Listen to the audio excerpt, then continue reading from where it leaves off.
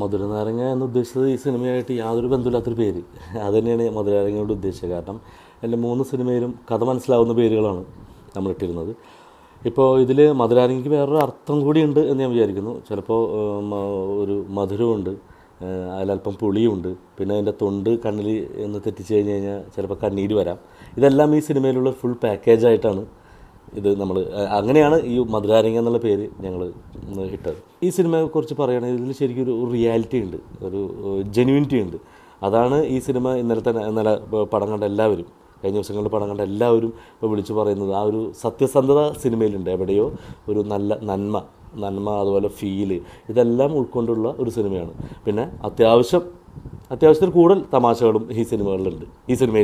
തീർച്ചയായിട്ടും പറ്റും. കാരണം എന്താണ് ആ ദുബായിലെ നിയമം, എന്താണ് ദുബായിൽ എന്താണ് അവിടുത്തെ പ്രവാസികളിൽ എന്താണ് സംഭവിക്കുന്നത്. കാരണം പ്രവാസി കഥകൾ ഒരുപാട് വന്നിട്ടുണ്ട്, പക്ഷേ ഈ ഒരു മാറ്റർ വന്നിട്ടില്ല. കാരണം അവിടെ വെച്ച് പ്രണയിക്കുന്നതും അത് കഴിഞ്ഞിട്ടുണ്ടാകുന്നൊരു ഇൻസിഡൻ്റാണ് ഈ സിനിമ.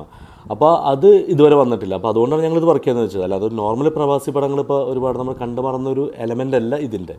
ഇങ്ങനെയും മറ്റ് രാജ്യങ്ങളിൽ സംഭവിച്ചേക്കാം എന്നുള്ളൊരു സംഭവം തന്നെയാണ് നമ്മളിത് പറയുന്നത്. കാരണം ഇതുപോലെ തന്നെ ഇപ്പോൾ ഞാൻ നേരത്തെ പറഞ്ഞത് ഒരു ജെനുവിൻ കഥ. ഈ ജെനുവിൻ കഥ എനിക്ക് ജെനുവിനായിട്ട് തന്നെ എടുക്കണമെങ്കിൽ ഇവരൊക്കെ തന്നെ വേണം. കാരണം നമ്മുടെ മനസ്സിലുണ്ട്. അപ്പോൾ നമുക്ക് മനസ്സിനനുസരിച്ച് തന്നെ ചാക്കോച്ചനും ബേച്ചേട്ടനൊക്കെ നമ്മളെ ഒരു സപ്പോർട്ടുണ്ട്. ഇപ്പോൾ ഞാൻ പറയാൻ കാരണം എന്ന് വെച്ച് കഴിഞ്ഞാൽ ചാക്കോച്ചൻ്റെ പെർഫോമൻസ് എല്ലാവരും വിളിച്ച് പറയും. കാരണം 2 ഗെറ്റപ്പ് ഉണ്ട് ചാക്കോച്ചൻ ഇതിൽ.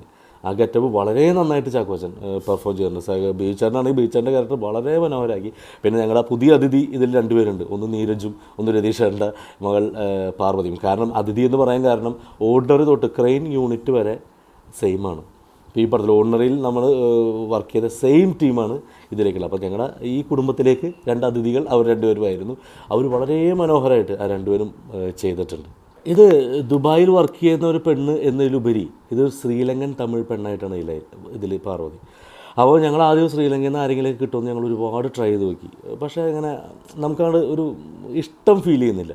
അങ്ങനെയാണ് നമ്മുടെ പ്രൊഡ്യൂസർ ആൻഡോ ചേട്ടൻ എന്നെ വിളിച്ചിട്ട് പറഞ്ഞു, ഇതിങ്ങനെ രതീഷ് ചേട്ടൻ്റെ മകളുണ്ട്, നമുക്ക് ഒന്ന് നോക്കാമെന്ന് പറഞ്ഞിട്ട് അങ്ങനെ അവരോട് വരാൻ പറഞ്ഞു. അങ്ങനെ ഞാനിവിടെ ഹോട്ടലിൽ വെച്ച് അവരെ കണ്ടു. നമ്മൾ കുറച്ച് നേരം സംസാരിച്ചപ്പോൾ തന്നെ ഞാൻ ആൻഡോ ചേട്ടനോട് പറഞ്ഞു ഓക്കെയാണ്. കാരണം ഇതിലൊരു വലിയൊരു പ്ലസ് പോയിൻറ്റ്, ഈ സിനിമയിലേക്ക് ഒരുപാട് സീക്വൻസിലൊക്കെ പാർവതി ഈ പർദ്ദയാണ് ഇടുന്നത്. ആ പർദ്ദയിലൂടെ ആകെ കാണാവുന്നത് കണ്ണാണ്. അപ്പോൾ കണ്ണിന് വലിയൊരു പ്രത്യേകത, എനിക്ക് എന്തോ ദൈവാധീനം പോലെയാണ് എനിക്കത് കിട്ടിയത്. അപ്പോൾ സാധാരണ ഒരു കണ്ണാണെങ്കിൽ ആ ഒരു അത്രയും ഫീൽ നമുക്ക് കിട്ടില്ല. പക്ഷേ ഈ പാർവതിയുടെ വെള്ളാരങ്ങളിൽ എന്നാണ് ഇപ്പോൾ എല്ലാവരും വിളിക്കുന്നത്, ആ വെള്ളാരം കല്ല് പോലത്തെ കണ്ണ് നമുക്ക് വളരെയധികം ഈ പടത്തിൽ ഉപകാരപ്പെട്ടിട്ടുണ്ട്. പിന്നെ എനിക്ക് പറയാനുള്ള വലിയൊരു ഇതെന്ന് വെച്ച് കഴിഞ്ഞാൽ പാർവതിയോട് വലിയൊരു താങ്ക്സ് എനിക്ക് പറയാനുണ്ട്. കാരണം രതീഷേട്ടൻ്റെ മകളാണ്. ഇപ്പോൾ നേരത്തെ നിങ്ങൾ പറഞ്ഞ പോലെ ഏത് വലിയ ഒരു ഡയറക്ടേഴ്സിൻ്റെ കൂടെയും വലിയൊരു ഓപ്പണിങ്ങും അവർക്ക് സുഖമായിട്ട് നടക്കുമായിരുന്നു. അപ്പോൾ ആ ഒരു സിറ്റുവേഷനിൽ ഈ കഥ കേട്ടപ്പോഴേക്ക് തന്നെ അവർ എൻ്റെ ഒരു പടം ചെയ്യാം, നമ്മളൊരു സാധാരണ ഇങ്ങനത്തെ ഒരു ചെറിയ സിനിമ ചെയ്യാം എന്ന് പറഞ്ഞ് വന്നപ്പോൾ തൊട്ട് എനിക്ക് ടെൻഷനായിരുന്നു. കാരണം പാർവതിയുടെ ഇൻട്രോ അത് അവർക്ക് വലിയൊരു ഭാവി ആവശ്യമുള്ളതാണ്, അവരുടെ ലൈഫിൽ വലിയൊരു ഭാവി ആവശ്യമുള്ള ആ ഭാവി ദൈവമേ അത് ഉറപ്പിക്കണമല്ലോ എനിക്ക് എന്നുള്ള ടെൻഷനും കൂടി എനിക്ക് ഈ സിനിമ ചെയ്യുമ്പോൾ ഉണ്ടായിരുന്നു. കാരണം പാർവതി എന്തിനാ സിനിമ ചെയ്തെന്നും പാർവതിയോട് ആരും ചോദിക്കരുത് എന്നൊരു അത് വലിയൊരു സത്യം പറഞ്ഞാൽ ഉള്ളിൻ്റെ ഉള്ളിൽ എവിടെയോ ആ ഒരു ടെൻഷൻ എനിക്കുണ്ടായിരുന്നു. പക്ഷേ പാർവതി ഞങ്ങളെല്ലാവരും ഞെട്ടിച്ചു. കാരണം പൊളിച്ചടക്കി തന്നെ വേണമെങ്കിൽ പറയാം. കാരണം എല്ലാവരും വിളിച്ചിട്ട് പറയണത് അതാണ്, പാർവതി പൊളിച്ചു. കാരണം 1-2 സീക്വൻസുകളുണ്ട് ഇതിൽ. ആ സീക്വൻസാണ് ഈ പടത്തിൻ്റെ മെയിൻ കാതൽ. എന്താണ് സീക്വൻസ് ഞാൻ പറയുന്നില്ല, പക്ഷേ ആ എപ്പിസോഡ് ഗംഭീരമായിട്ട് പാർവതിയുടെ പെർഫോമൻസിൽ നിൽക്കുന്ന സീക്വൻസാണ്. അത് പെർഫോം ചെയ്തു. അതാണ് സ്ത്രീകളൊക്കെ എല്ലാവരും. ഇപ്പോൾ ഇന്നലെ ഞങ്ങൾ കഴിഞ്ഞ ദിവസം സവിത തിയേറ്ററിൽ ഞങ്ങൾ വെറുതെ ക്ലൈമാക്സ് കാണാൻ വേണ്ടി ഞങ്ങളെല്ലാവരും കൂടി കയറി പുറത്തേക്ക് ഇറങ്ങി നോക്കിയിട്ട് പാർവതി പെണ്ണുങ്ങൾ വന്ന് പോയിട്ട് പറഞ്ഞു മോളെ കരയിച്ചിട്ട് അത് പറഞ്ഞിട്ട് എല്ലാവരും ശേഖരം. അപ്പോൾ നമുക്ക് ഭയങ്കര സന്തോഷം തോന്നി. എനിക്ക് നല്ല ടെൻഷൻ ഉണ്ടായിരുന്നു. കാരണം എന്ന് വെച്ചാൽ പടം ഇതിൻ്റെ സബ്ജക്റ്റിലെ ഏറ്റവും വലിയ പ്രത്യേകത ഹീറോയിനാണ്. കാരണം അവർക്കൊരു 3 റേഞ്ച് പെർഫോമൻസ് ഈ പടത്തിൽ വേണം. അതായത് പ്രസൻറ്റ്, പിന്നെ പാസ്റ്റ്, പിന്നെ വീണ്ടും പ്രസൻറ്റിലേക്ക്. അതായത് പ്രസൻറ്റ് മീൻസ് നമ്മളിപ്പോൾ ഫ്ലാഷ് ബാക്കിലാണ് കഥ പറയുന്നത്, ആ പ്രസൻറ്റാണ് ഞാൻ ഉദ്ദേശിച്ചത്. പിന്നെ ഫ്ലാഷ് ബാക്കിന് റിട്ടേൺ വരുമ്പോൾ എൻഡിൽ വരുന്നൊരു ക്യാരക്ടർ. ഈ 3 ക്യാരക്ടറും അതേ ചേഞ്ച് ഓവർ വരണം. കാരണം അവൾ ബിഗിനിങ് എങ്ങനെയായിരുന്നു, ഇൻ ബിറ്റ്വീൻ എങ്ങനെയാണ്, പക്ഷേ ക്ലൈമാക്സിൽ എങ്ങനെയാണ് ഒരു മെച്യൂർ. ഇത് കറക്റ്റ് ട്രാവലായിട്ട് അവൾക്ക് ആ ചേഞ്ച് ഓവർ നമുക്ക് പടത്തിൽ ഭയങ്കരമായിട്ട് ഫീൽ ചെയ്യുന്നുണ്ട്. എന്നാൽ ഗെറ്റപ്പിൽ വേറെ ചേഞ്ചുകളും കാര്യങ്ങളൊന്നുമില്ല. അവൾ ആക്ടിങ്ങിൽ വരെ ആ ചേഞ്ച് നന്നായിട്ട് അവൾ ചെയ്തു. പിന്നെ ഇതിപ്പോൾ നേരത്തെ ചോദിച്ച പോലെ എനിക്ക് നല്ല ടെൻഷൻ ഉണ്ടായിരുന്നു. കാരണം ഫസ്റ്റ് ഡേയും ഉണ്ടായിരുന്നില്ല പാർവതി ഷൂട്ടിൽ.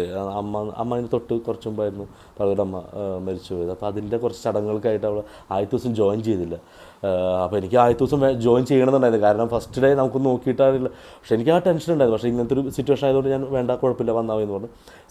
സെക്കൻഡ് ഡേ ഞങ്ങൾ വെറുതെ വിഷ് ചെയ്യാൻ വേണ്ടി അവൾ വന്നു. പിറ്റേ ദിവസമാണ് ഷൂട്ടുള്ളൂ. വന്നു കഴിയുമ്പോൾ ഞാൻ പറഞ്ഞു ഒന്ന് മേക്കപ്പ് ചെയ്തിട്ട് ഒരു ഷോട്ട്, ആ കോസ്റ്റ്യൂം ഇട്ട് ഷോട്ട് എടുക്കാമെന്ന് പറഞ്ഞു. അങ്ങനെ ഷോട്ട് എടുത്തപ്പോൾ ടെൻഷനാണ്, എന്താവും എന്നുള്ള ടെൻഷൻ. പക്ഷേ പിറ്റേ ദിവസം ഷൂട്ട് തുടങ്ങിയപ്പോഴൊക്കെ ഭയങ്കര സ്പിരിറ്റാണ് പാർവതിക്ക്, എന്ത് ചെയ്യാനും ഒരു സ്പിരിറ്റ്. അങ്ങനെ രണ്ടാമത്തെ ദിവസം കഴിഞ്ഞതോടുകൂടി ഞങ്ങൾക്ക് തീരുമാനം, ഓക്കെ ഇത് പെർഫെക്റ്റ്. കാരണം ആ ഒരു പാവം അതാണ് നോക്കേണ്ടത്, ആ ഒരു ഫീല് കിട്ടണം ആ കുട്ടിയുടെ. അത് നല്ല കറക്റ്റായിട്ട് വർക്കൗട്ടായി. പിന്നെ ഷൂട്ട് ചെയ്യാനും എന്ത് ചെയ്യാനും യാതൊരു മടിയില്ല. എൻ്റെ ഒരു ഉദാഹരണം ഞാൻ പറയുകയാണെങ്കിൽ, ഞങ്ങളുടെ പടത്തിൻ്റെ ലാസ്റ്റ് ഡേ, പാക്കപ്പ് ഡേ, ഭയങ്കര ചൂട്, ദുബായിലെ ചൂട് അറിയില്ല. ആ ചൂടിൻ്റെ പീക്ക് എത്തി, ഭീകരമായ പൊടിക്കാറ്റും. പക്ഷേ ഞങ്ങൾക്ക് 3 സീനോളം തീർക്കണം, ഒക്കെ ഔട്ട്ഡോറും. ഞങ്ങൾ കിടന്ന് ഓടിക്കൊണ്ടിരിക്കുക. അപ്പോൾ അതിലാണ് ഇപ്പോൾ ട്രെയിലറിലൊക്കെ ഒരു ഷോട്ട് ഉണ്ട്, 2 മരവും അവളിങ്ങനെ കൊടയുടെ കീഴിലേക്ക് ഷോട്ട്. അപ്പോൾ ആ ലൊക്കേഷനിൽ എനിക്ക് ഷോട്ട് എടുത്തേ പറ്റുള്ളൂ. ഞാൻ ആദ്യത്തെ ദിവസം തൊട്ട് എല്ലാവരോടും പറയുന്നത്, കാരണം എനിക്ക് അത്ര ഇഷ്ടപ്പെട്ടൊരു ഫ്രെയിം ആ ലൊക്കേഷൻ ഭയങ്കര ഇഷ്ടമാണ്. അങ്ങനെ ഇവിടെ കൊണ്ടുവന്ന് ഞങ്ങളൊന്ന് ഈ ഫ്രെയിം വെച്ചു. അപ്പോഴേക്കും കാറ്റും പൊടിക്കാറ്റും ഭയങ്കരമായിട്ട് കൂടി കഴിഞ്ഞപ്പോൾ പാർവതിയുടെ പൊസിഷൻ അവിടെ ഇരുത്തിയിട്ട് പറഞ്ഞു, ഇതാണ് ഫ്രെയിം, നമുക്ക് ഒരു കാര്യം ചെയ്യാം, ചാക്കോച്ചൻ്റെ കുറച്ച് ഷോട്ട് എടുക്കാനുണ്ട് കാറിൽ, അത് എടുത്തിട്ട് വരാം, അപ്പോഴേക്കും ഒന്ന് കാറ്റ് കുറയാൻ ചെയ്യാൻ തോന്നും. അത് ഞങ്ങൾ ഇവിടെ പൊസിഷൻ എടുത്തിട്ട് മറന്നു. സത്യം പറഞ്ഞു കഴിഞ്ഞാൽ ഞങ്ങൾ ക്യാമറ കയറ്റി വണ്ടി കയറി ഒരു റൗണ്ടൊക്കെ അടിച്ച് തിരിച്ച് വന്ന് നോക്കും. ഒരു അരമണിക്കൂർ ഞങ്ങൾ ചാക്കോച്ചൻ്റെ കുറേ വണ്ടി ഓടിക്കുന്ന ഷോട്ടൊക്കെ എടുക്കാണ്ട് ഇതൊക്കെ തിരിച്ച് വന്നപ്പോൾ അതേ പൊസിഷനിൽ അവൾ ഇരിക്കുക. അറ്റ്ലീസ്റ്റ് ഇപ്പോഴത്തെ ഒരാൾ തിരിയണേ ഇതെന്താ ഇല്ലാത്തതെന്ന് പറഞ്ഞാൽ അവൾ എഴുന്നേറ്റ് വേണ്ട. പക്ഷേ അവൾ ഞങ്ങൾ വീട്ടിൽ വേണ്ട, അതിപ്പോൾ നമ്മൾ റെഡി ആയിട്ടില്ല എന്ന് പറഞ്ഞപ്പോൾ, ഇല്ല കുഴപ്പമില്ല ഞാൻ ഇരുന്നോളാം, അല്ലെങ്കിൽ അത് മാറണ്ടെന്ന് വിചാരിച്ചിട്ട് ആ പൊസിഷനിൽ തന്നെ അവൾ അതേ ഫീലിൽ, ഗ്ലിസറിനെ കുറിച്ച് അതേ ഫീലിൽ അവളോട് ഇരുന്നു. അപ്പോൾ നമുക്ക് മനസ്സിലായ ഒരു നന്നാവണം എന്നുള്ളൊരു സ്പിരിറ്റ്. പിന്നെ എവിടെയോ എനിക്ക് ഫീൽ ചെയ്തു രതീഷ് ഏട്ടൻ്റെ നല്ലൊരു പ്രസൻസ് പാർവതിയിലുണ്ട്. ആ എനർജി ഭയങ്കരമായിട്ട് ഫീൽ ചെയ്യുന്നു.